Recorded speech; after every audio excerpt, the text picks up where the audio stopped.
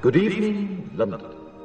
Allow me first to apologize for this emergency channel. I do, like many of you, appreciate the comforts of the everyday routine, the security of the familiar, the tranquility of repetition.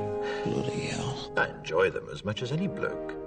But in the spirit of commemoration, whereby those important events of the past, usually associated with someone's death or the end of some awful bloody struggle, are celebrated with a nice holiday, I thought we could mark this November the 5th, a day that is sadly no longer remembered, by taking some time out of our daily lives to sit down and have a little chat.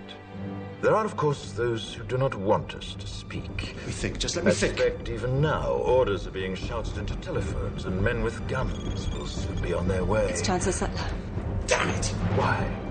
Because while the truncheon may be used in lieu of conversation, words will always retain their power. Words offer the means to meaning, and for those who will listen, the enunciation of truth. And the truth is, there is something terribly wrong with this country, isn't there? You designed it, sir. You wanted it foolproof. You told me every television in London. Cruelty and injustice, intolerance and oppression. And where once you had the freedom to object, to think and speak as you saw fit, you now have censors and systems of surveillance coercing your conformity and soliciting your submission. We need cameras. How did this happen? Who's to blame?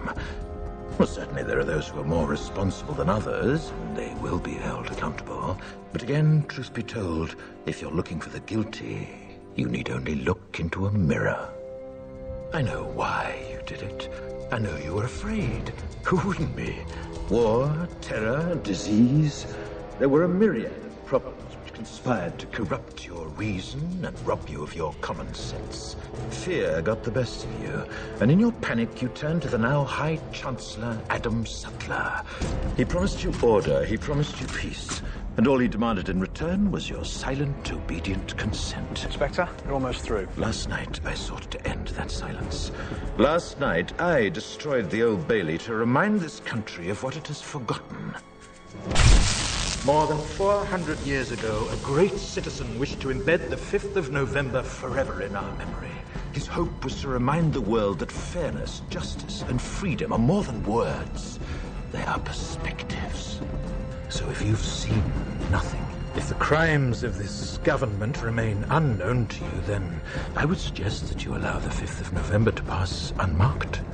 But if you see what I see, if you feel as I feel, and if you would seek as I seek, then I ask you to stand beside me 1 year from tonight, outside the gates of Parliament, and together we shall give them a 5th of November that shall never, ever be forgotten.